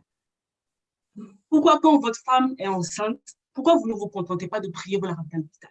Quand votre enfant tombe, se blesse, se casse le pied, pourquoi vous le ramenez à l'hôpital? Pourquoi vous le ramenez à l'hôpital? Pourquoi quand vous avez des problèmes des yeux, au lieu d'aller voir un ophtalmologue, vous faites pour vous prescrire des lunettes pour voir mieux? Pourquoi vous ne priez pas?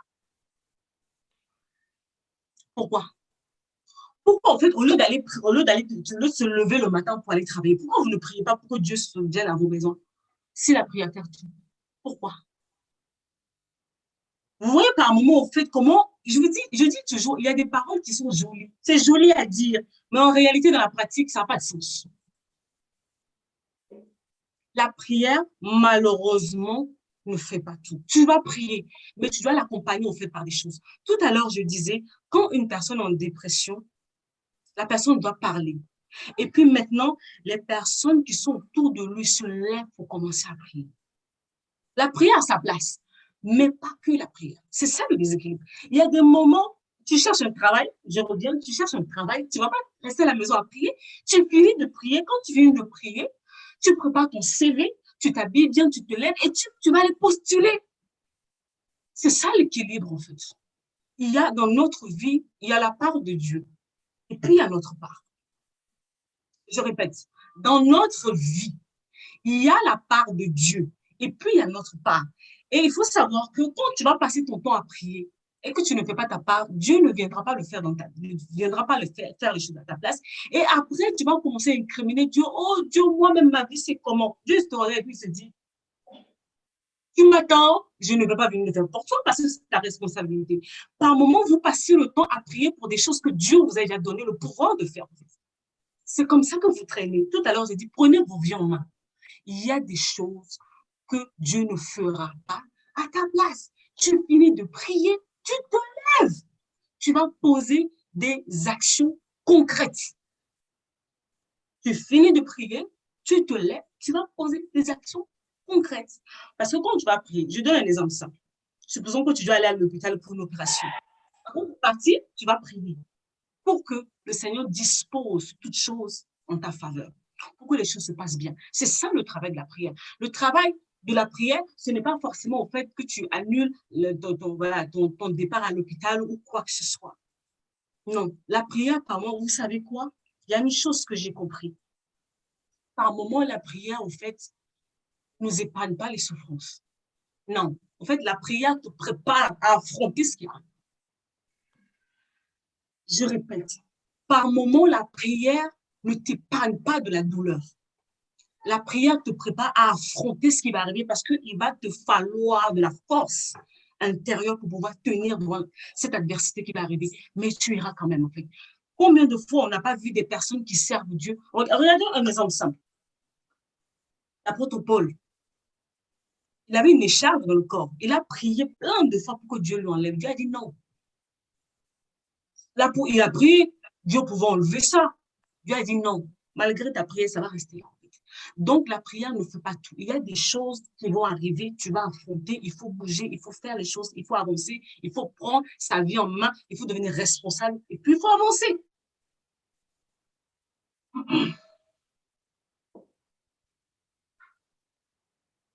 Alors, une chose est sûre, on ne peut pas y échapper. La façon la plus sûre et la plus simple de s'en sortir, c'est de s'apprêter, bien de se préparer à pouvoir l'affronter. À chaque fois maintenant que vous voudrez dire t'inquiète, je gère, assurez-vous d'avoir rempli ces conditions-là, c'est-à-dire d'être préparé à affronter la dépression, d'être prêt à partager, d'être bien entouré. Hein, si vous remplissez ces conditions, eh bien, vous pouvez dire à chaque fois que vous voulez, t'inquiète, je gère, parce que là, vous gérez vraiment. Nous sommes pratiquement à la fin. Nous allons vous demander, Noélie, votre mot de la fin. Mon mot de la fin, en fait, pour mon mot de la fin, je me posais la question, attends, il y a une question. Si c'est une personne qui te déprime, tu peux tout simplement couper les ponts. Une personne qui te déprime, je n'ai pas compris la question. La question numéro 7, je n'ai pas... Peut-être, oui, pour savoir si une personne a une mauvaise influence sur vous et vous traîne vers le bas, peut-être, hein, je pense. Il faut se couper. Vous savez quoi? Souvent, en fait, moi, je ne crois pas à la division, mais je crois à la séparation.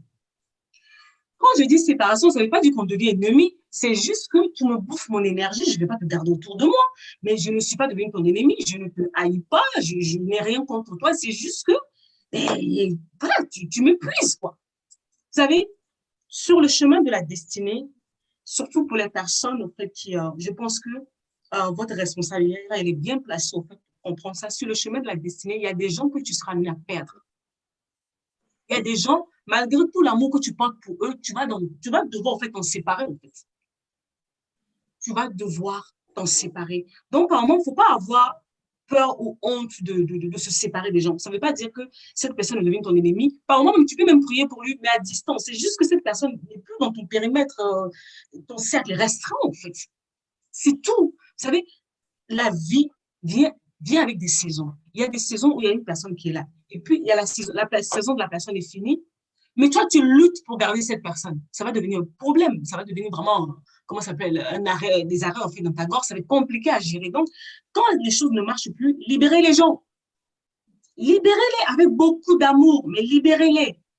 Vous allez respirer et vous allez pouvoir avancer, en fait. Vous allez pouvoir avancer. Moi, c'est ça. Avant, je complexais un peu. Mais maintenant, quand je sens que tu commences à me fatiguer, avec beaucoup d'amour, je te mets là-bas parce que j'ai besoin de ma responsabilité. La Bible me dit, garde ton cœur plus que toute chose. Donc, je ne peux pas laisser constamment une personne qui me pourrit la vie autour de moi, en fait. Non, ce n'est pas responsable de ma part. Et de toutes les façons, on ne peut pas donner plus qu'on en a. Hein. Et, voilà. C'est vrai, la solidarité, l'amour, c'est important, mais on ne peut pas aimer plus que Dieu. Parce que c'est Dieu hein, qui voilà, c'est ça aussi. Il y a d'autres personnes, donc ça c'est encore un autre débat. Il y a des personnes qui pensent que vous allez sauver le monde entier. Attends, tu n'es pas là pour sauver le monde entier. C'est ce que j'appelle dans mon jargon, moi, le syndrome de sauveur. Tu n'es pas là pour sauver le monde entier, tu n'es pas là pour changer tout le monde. D'ailleurs, tu n'as aucune capacité de changer un être humain. J'ai dit aucune. D'ailleurs, le Saint-Esprit essaie de me changer jusqu'à maintenant. Il n'a même pas fini de faire. Donc, toi, tu penses que tu as la capacité de changer une personne? Cette force, tu l'as trouvée où? Bref, si toi, tu me montres, comme ça, moi aussi, je vais faire. Vous n'avez pas la capacité de changer une personne. Donc, à un moment donné, quand vous voyez vraiment que non, là, ça ne va plus, préservez-vous. C'est important, en fait. Préservez-vous dans la paix. Dans la paix, séparez-vous, mais vraiment dans la paix, en fait. Donc, voilà. Avant le mot de la fin et les conseils, bien évidemment, encore une autre question. Est-ce qu'il faut secouer un ami dépressif qui hésite à parler afin qu'il guérisse? Non. On peut pas, en fait, il faut que, tout à l'heure, je disais une chose, il faut qu'il y ait une prise de conscience. Souvent, tant que la personne n'est pas consciente, la dernière fois, il y a une personne qui m'écrit, me dit, mais regarde, cette personne est comme ça, je peux l'aider. J'ai dit, c'est bien. C'est très, en fait, les dispositions sont parfaites. Mais je t'explique un truc. Vous voyez dans la Bible, Jésus, pendant tous les 3 ans que Jésus a passé sur la terre, à chaque fois que Jésus voulait guérir, ou Jésus voulait délivrer une personne, si vous voyez bien, il venait d'abord, il posait la question à la personne, que veux-tu que je fasse pour toi? Ce n'est pas anodin. Jésus engageait la responsabilité de la personne. La personne doit se rendre compte que non, j'ai un problème et je veux sortir de cela. Tant que la personne n'engage pas sa responsabilité, c'est-à-dire que je veux sortir de là, vous ne pouvez rien faire. Et à ce moment-là, qu'est-ce que vous pouvez faire? Parler, de temps à autre, lui envoyer un message, prendre ses nouvelles, si vous pouvez sortir avec lui. Et surtout, nous, en tant qu'enfants de Dieu, je vous dis toujours, là où vos paroles ne peuvent pas arriver, vos prières peuvent. C'est ça, c'est à ça que la prière sert maintenant. Là où vous n'arrivez pas à voir cette personne, vous ne faites pas les paroles. Mais commencez à prier pour cette personne, pour que la personne se rende compte que non, je ne vais pas bien. Il faut qu'il y ait une prise de conscience. Vous savez, dans ma vie personnelle, j'étais très dysfonctionnelle et je ne me rendais pas compte que j'avais un problème. On me parlait, mais j'étais toujours braquée. Mais c'était les personnes qui sont autour de moi qui ont commencé à prier pour moi. Jusqu'à ce qu'il y ait la prise de conscience, jusqu'à ce qu'à un moment donné, en fait, le Seigneur lui-même vient m'interpeller pour me dire, « Hey, Noélie, ça ne va plus. Ça ne va plus, en fait. » Donc, par moment, c'est ça. Agresser la personne ne sert à rien. Ça ne sert à rien, en fait. Parce que quand vous faites ça, vous prenez le risque que la personne vous fuit. Et c'est surtout pas ce qu'il faut faire. Souvent, nous, les enfants de Dieu, on approche très mal les gens. Vous allez venir agresser les gens avec des paroles, avec des versets bibliques. Arrêtez de faire ça. Arrêtez d'agresser les gens. Et puis, quand une personne ne te demande rien et que tu vas aller commencer à lui dire des trucs, en fait, tu l'adresses, en fait. Mettez-vous à côté de la personne. Que la personne sente que vous êtes là pour lui. Continuez à prier pour lui. Autant convenu, la personne fera ce qu'il a à faire. On ne secoue pas une personne qui est déjà mal à l'intérieur de lui ou d'elle-même, en fait. Attention, attention, attention à vous. Alors, je dirais une personne dépressive, c'est comme un œuf qu'il faut bien tenir. On ne secoue pas, on risque de le briser. Donc, un petit faux pas, c'est fini. C'est fini.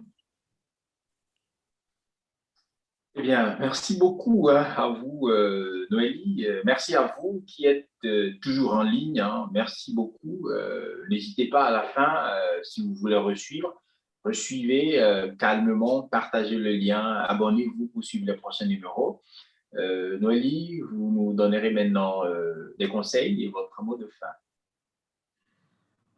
Je n'ai pas vraiment fait de conseils, mais il y avait deux choses qui me montaient à cœur quand je venais ce soir. Je voulais vraiment parler particulièrement aux personnes qui sont dans le service, en guillemets, qui sont dans leur destinée, qui sont dans leur appel, qui font un certain nombre de choses pour eux.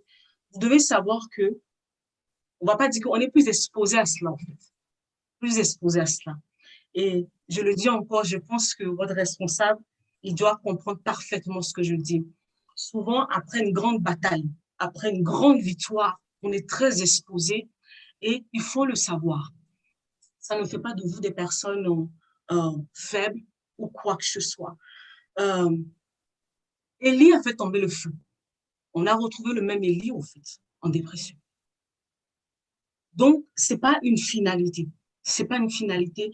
Je vous dis que par moment, cette histoire de dépression, ça a un soubassement spirituel. Pourquoi? Parce que ça peut commencer par la dépression, mais ça va devenir une porte que l'ennemi utilise au fait pour pouvoir vous ralentir, pour vous éteindre. Donc, n'oubliez jamais cet aspect de la chose. Nous qui sommes en domaine déjà dans nos couloirs, qui sont en train de faire les choses, nous sommes très, très, très exposés à cela au fait. Donc, attention à vous, préservez-vous et surtout, ayons des bonnes personnes autour de nous. Janvier, j'étais passée à Lomé, j'étais passée au fait à votre QG, je partais à Cotonou et je devais passer à Lomé pour régler un certain nombre de problèmes au fait concernant ma propre personne. Donc déjà, avant d'arriver à Lomé, émotionnellement, en fait, j'étais pas bien. C'est mon mot de la fin que je donne comme ça. Émotionnellement, j'étais pas bien, j'étais pas vraiment en grande forme quand je suis venue. Je suis venue à Lomé, j'ai affronté beaucoup de choses, c'était très difficile. Je suis rentrée, j'étais pas bien. Ça allait être un an au fait du décès de ma mère. J'étais en plein processus de deuil. Donc, avec les choses que j'ai accumulées à Lomé, je suis rentrée ici. J'ai rencontré beaucoup de complications en fait dans mon travail. J'ai rencontré des problèmes en fait dans ma vie personnelle. J'ai basculé. Souvent, vous me suivez sur les réseaux, mais les gens ne le savent pas. De février jusqu'à fin mars 2021, ça a été très compliqué pour moi. Très, très compliqué. Ça ne fait pas de moi une personne faible. C'est juste que j'ai accumulé, il y a eu beaucoup trop de chocs. Les choses sont arrivées au même moment et ça m'a assommé au fait. Ça m'a assommé. Je n'avais plus la force de parler. Je n'arrivais plus à réfléchir. J'étais vidée au fait. Je n'avais pas la force de prier. J'étais là comme ça. Au début, je pensais vraiment que c'était une déprime. J'ai passé sur quelques jours, une semaine, 2 semaines. J'ai vu que non, je m'enfonçais. J'arrivais plus au fait. J'arrivais même plus à travailler. Et heureusement que le Seigneur m'a donné au fait des collaborateurs qui sont efficaces. Donc, ils ont continué à travailler, mais moi, je n'y arrivais plus. À un moment donné, je me suis rendu compte que Noélie, ça ne va pas. Ça ne va pas. Alors, je suis partie pour faire ces personnes qui sont autour de moi. Je leur ai dit, je ne vais pas bien. J'ai essayé de me taire depuis, mais je me rends compte que je suis en train de plonger. J'ai besoin d'aide. L'une des premières choses, au fait, qu'ils m'ont dit, ils ont dit, Noélie, parle. Donc, moi qui accompagne les autres, moi-même, je suis rentrée en thérapie. J'ai commencé à parler. Il a fallu que je parle, que je parle, que je parle. Et pendant que je parlais, eux, ils priaient pour moi. Sans jugement, sans quoi que ils ont prié pour moi. Ils ont prié pour moi. Et j'étais là, je parlais. Ils me parlaient jusqu'à ce que petit à petit, c'est comme si j'avais un brouillard, mais en fait, et un voile qui était autour de moi. Petit à petit, en fait, j'ai commencé à voir un peu plus clair. Et c'est là où j'ai retrouvé, au fait, la force, moi, de commencer à ouvrir ma bouche pour pouvoir prier. Et quand j'ai retrouvé cette force pour pouvoir aller prier, c'est là où j'ai commencé à poser des questions à Dieu sur ce qui est arrivé. C'est vrai que j'ai eu les réponses que j'attendais, mais il a fallu d'abord que je comprenne que non, je n'allais pas bien et que j'aille demander de l'aide. Et ces personnes, sans jugement, ils ont été là. Ils m'ont porté, ils m'ont accompagné jusqu'à ce qu'ils ont vu que non, ça y est, elle s'est remise debout. Et puis elle est repartie. Pour vous dire que derrière, souvent, même les réseaux sociaux, les gens, ils travaillent des choses difficiles. Ne laissez pas, en fait, les gens vont du rêve qui sont parfaits. Non, on a tous des défis. Et moi, je suis le genre de personne, j'aime pas me présenter avec une image lisse d'une vie parfaite. J'ai des défis. Les autres ont des défis. Ça fait partie de la vie, ça fait partie, voilà, du truc. Et puis, on est des enfants de Dieu, on s'attache à Dieu. Et puis, on avance, on règle nos problèmes et on avance. Voilà vraiment mon mot de la fin pour toi. Ça m'est arrivé, j'ai réussi à sortir de là, ça peut t'arriver. Je ne te le souhaite pas, mais je te dis que ça peut arriver. Ça peut arriver, alors sois prête au fait à faire ce qu'il faut pour pouvoir t'en sortir. Et si tu tombes dans la dépression ou quoi que ce soit, faut pas croire que Dieu va te rejeter. Non. Même quand tu es en dépression, Dieu te cherche. Il te dit non, c'est mon enfant. Il est précieux. Elle est précieuse pour moi. J'ai besoin de la récupérer. C'est comme ça que tu fais petit à petit pour remonter la pente et continuer ton chemin. Donc voilà, c'était mon mot de la fin. J'espère que je ne vous ai pas trop crié dessus ce soir. Aujourd'hui, j'ai été gentille, non? Aujourd'hui, j'ai été gentille. Oui, je confirme. Hein? Oui, voilà. Ça a été avec gentillesse, oui, je confirme. Oh là là. Merci beaucoup, Noélie.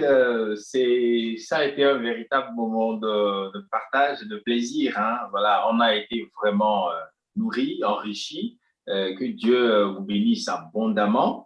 Je dis à ceux qui nous suivent, on se retrouvera dans le numéro 6, hein, dans 2 semaines. Mais avant, on va se clôturer avec cette prière de clôture. Noélie, vous priez pour nous? Jésus. Père, je te prie au nom de Jésus. Pour toutes ces personnes qui sont venues écouter, Seigneur, ce soir. Ils ne sont pas venus pour Noélie, mais ils sont venus t'attendre, t'écouter, toi, Père. Merci pour ce dépôt. Saint-Esprit, moi, j'ai fini de parler, mais le reste du travail t'appartient. Papa, je prie là où il y avait encore des zones d'ombre, là où il y avait des choses qui ne vont pas. Seigneur, réveille toutes choses, Seigneur, remets toutes choses à la surface et Seigneur, restaure tes enfants parce que je crois et je le sais que ton vœu pour nous, Seigneur, c'est que nous soyons bien, Seigneur. Alors, je te prie pour tous tes enfants qui sont connectés à ce moment, qui sont dans des situations compliquées. Je prie que l'onction de restauration se pose sur vos vies maintenant dans le nom de Jésus. Parce que ce jour soit brisé dans vos vies, que vous puissiez vous remettre debout pour pouvoir avancer dans vos vies. Père, nous les recommandons entre tes mains. Merci pour la famille Dim, Seigneur. Merci pour ce travail qu'ils font. Merci pour l'équipe. Merci pour les visionnaires. Merci pour tout chose. Nous te bénissons pour ce temps. Merci pour notre jeunesse, Père. Papa, même là où, papa, les hommes sont fatigués de nous. Mais nous savons que toi, tu n'es pas fatigué de nous et que tu continues à agir, à travailler pour nous. Alors, nous avons nos regards fixés sur toi et que sur toi, papa, restaure cette jeunesse. Merci pour ce vent, Seigneur, que tu es en train de souffler sur la jeunesse, Seigneur. Malgré que l'ennemi se lève et s'oppose, nous savons que, Seigneur, que nos vies, notre jeunesse, Seigneur, se trouve entre tes mains et que seul ce que tu as prévu, Seigneur, arrivera, Seigneur, dans nos vies. Nous le croyons, nous le déclarons au nom de Jésus, papa. Nous te disons merci pour tout, Saint-Esprit. Merci pour cette nuit. Pendant qu'ils seront en train de dormir, continue à faire ton travail. Continue à faire ton travail, Seigneur. Te bénissons pour toutes choses, Seigneur. Merci pour les témoignages puissants qui vont revenir. Merci, Seigneur, pour ces changements de vie, Seigneur, ces choses qui vont venir, Seigneur, pour toi, pour ta seule et unique gloire, papa. Je te rends toute la gloire, Père. Je te rends toute l'honneur. J'ai ainsi prié au nom de Jésus. Amen. Amen. Merci à vous et portez-vous bien et à la prochaine.